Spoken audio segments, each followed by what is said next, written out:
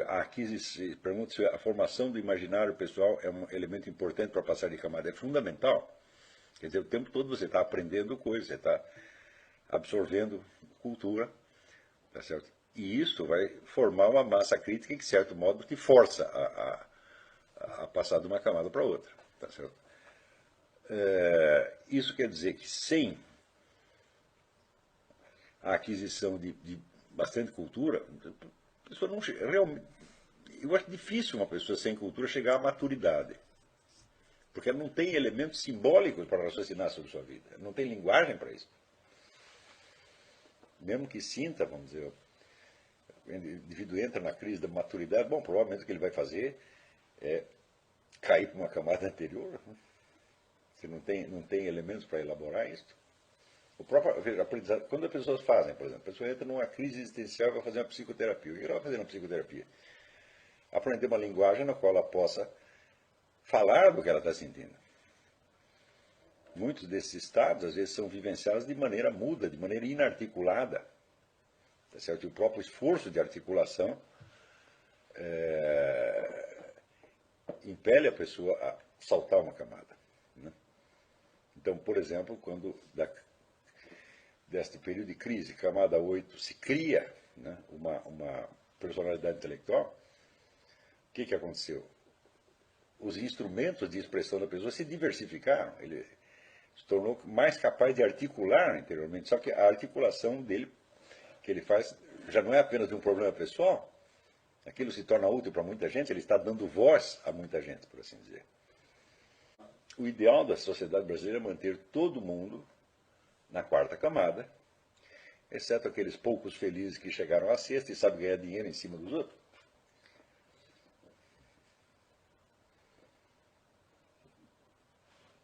Então,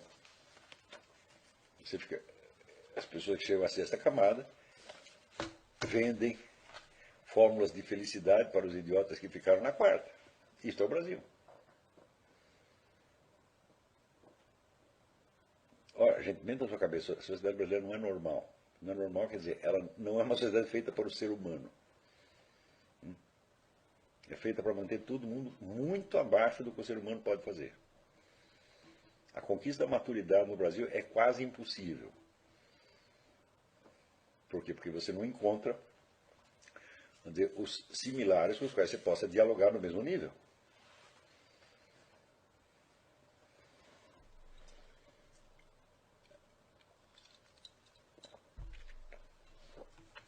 Então, aqueles que conseguem continuar evoluindo sozinhos vão enfrentar uma solidão monstro. Quer dizer, além de passar de uma camada para outra, eles vão ter que desenvolver uma capacidade extra,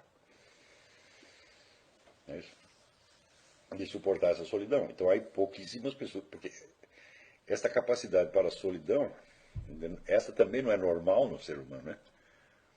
O ser humano teve o próprio livro do Sertiange, logo no capítulo 1, tem um parágrafo: o intelectual não é um isolado.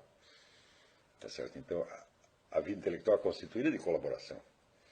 Então, se você tem que exercer isso em condições de isolamento, você vai ter que fazer um arranjo, e talvez você não. Ter a capacidade para se rearticular numa situação extremamente anormal não é exigível do ser humano. É um dom que alguns têm, outros não têm. A maioria não tem. Mas passar pelas camadas e evoluir até continuar crescendo até morrer é normal no ser humano. Não é isso? Todo mundo chega na 12ª camada, agora chega às vezes chega quando morre. Entendeu? Então, o confronto com a eternidade, bom, você vai ter algum dia, depois de morto. Mas alguns têm vida. Né? Então, quer dizer que a capacidade para rearticular suas forças para sobreviver numa situação de muito isolamento, isso não faz parte da evolução humana normal. É uma situação anormal que requer, então, soluções anormais, adaptações. Veja, como é que eu me adaptei a isso? Né? Eu criei meu próprio público.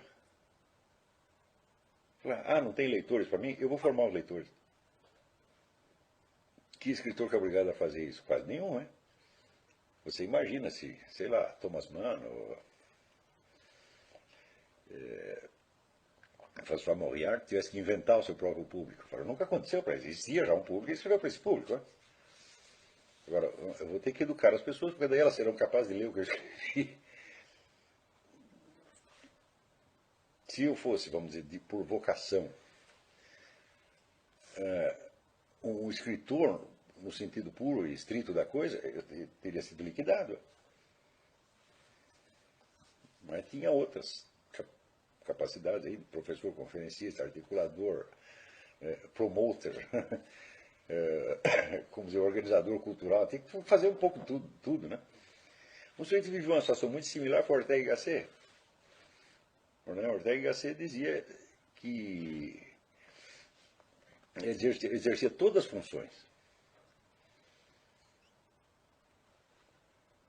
Quer dizer, que ser filósofo era apenas um aspecto do que ele estava fazendo. Ele tinha que fazer tantas outras coisas para poder ser filósofo, que ele tinha que... Por exemplo, ele fundou revistas, fundou editoras, fundou grupos. Teve uma função de animador cultural que não é normal num filósofo. Né? Você imagina o Eric Weber perdendo seu tempo com função de animador cultural. Nunca... Ele nem saberia o que fazer. Se ele vivesse essa situação, ele estaria liquidado, porque ele não tinha esse talento. Então, ele exerceu a função intelectual dele desde cedo, conheceu pessoas que tinham as mesmas preocupações dele, eram como se fossem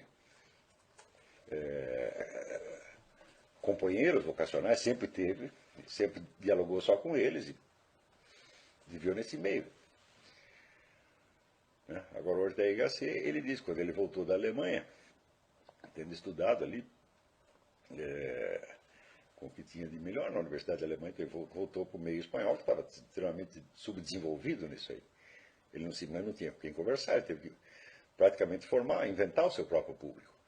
Você vê, Ortega y Gasset, durante muito tempo, escreveu artigos de jornal que não se parecem com artigos de filosofia, parecem outra coisa. Então ele está falando para um público de jornal e não para um público universitário. A situação universitária que ele desfrutou, foi ele mesmo que inventou. Ele criou. Foi ele, o Manuel Garcia Morente e Xavier Zubiri. Fizeram tudo.